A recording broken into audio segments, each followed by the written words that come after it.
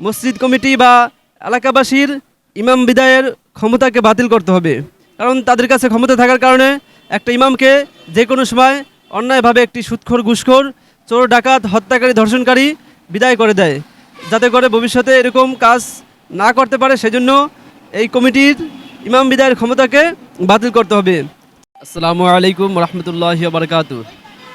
আমার নাম মুফতি মহিউদ্দিন খান ওমর। আমি বাইতুন নাজাত ইন্টারন্যাশনাল মাদ্রাসার প্রতিষ্ঠাতা প্রিন্সিপাল, সাবেক ইমাম ও খতিব, শ্যামপুর উত্তরপাড়া বাইতুল শরীফ জামে মসজিদ, বিরুলিয়া, সাভার, ঢাকা। আমি যাত্রাবাড়ি বড় মাদ্রাসা থেকে দাওরাত হাদিস কমপ্লিট করি। পরে জামিয়া দিনিয়া দারুল আবরার পলাশবাড়ি আশুলিয়া থেকে ইফতা কমপ্লিট করি। বর্তমানে আমি দারুন নাজাত সিদ্দিকিয়া কামাল মাদ্রাসায় অনার্স থার্ড ইয়ার পরীক্ষার্থী এবং ড্যামরা কলেজের স্টুডেন্ট। আমি যখন শ্যামপুর উত্তরপাড়া বাইতুল শরীফ জামে মসজিদের ইমাম খতিব ছিলাম, তখন সকলের কাছে বলে একটি প্রতিষ্ঠান দেই।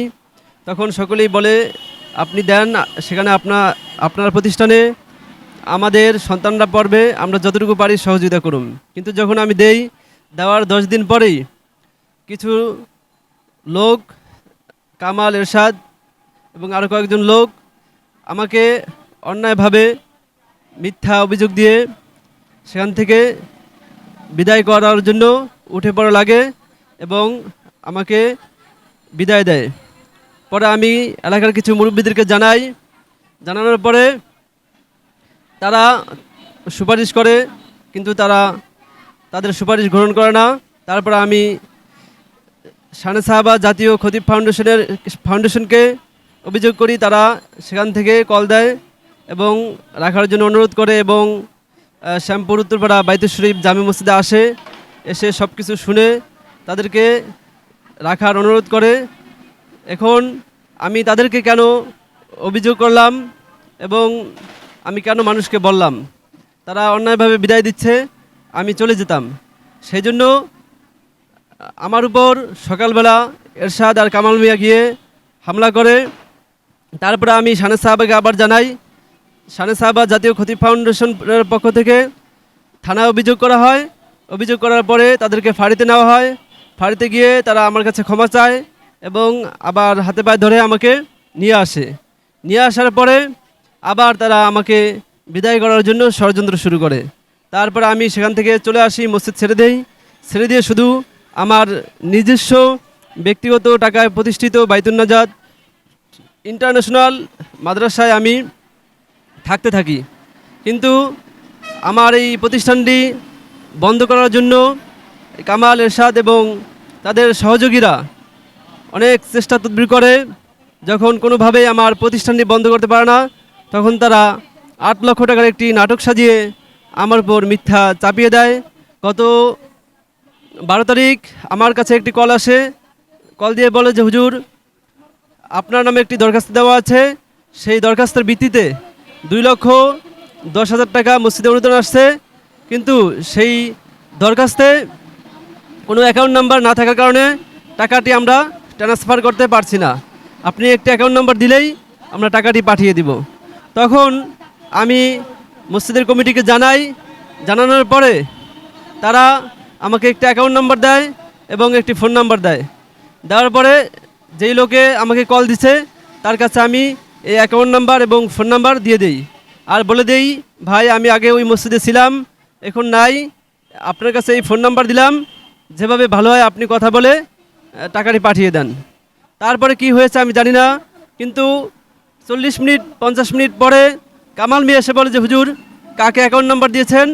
আমার তো 8 লক্ষ টাকা নিয়ে গেছে। আমি কই, শুধু যদি অ্যাকাউন্ট নাম্বার দিলে টাকা নিতে পারে তাহলে তো কেউ অ্যাকাউন্ট নাম্বার ফেসবুক ইন্টারনেটে ছাড়তো না। তখন তারা উত্তেজিত হয়ে আমাকে মারতে আসে এবং আমাকে বেঁধে রাখতে বলে। তার ছোটো ভাই আওলাদ বলে যে ওকে বের করে মার দিয়ে সব কিছু বের হয়ে যাবে। তখন উপস্থিত লোকজন আমার কাছে মূল ঘটনা শুনে তাদেরকে সেখান থেকে তাড়িয়ে দেয়।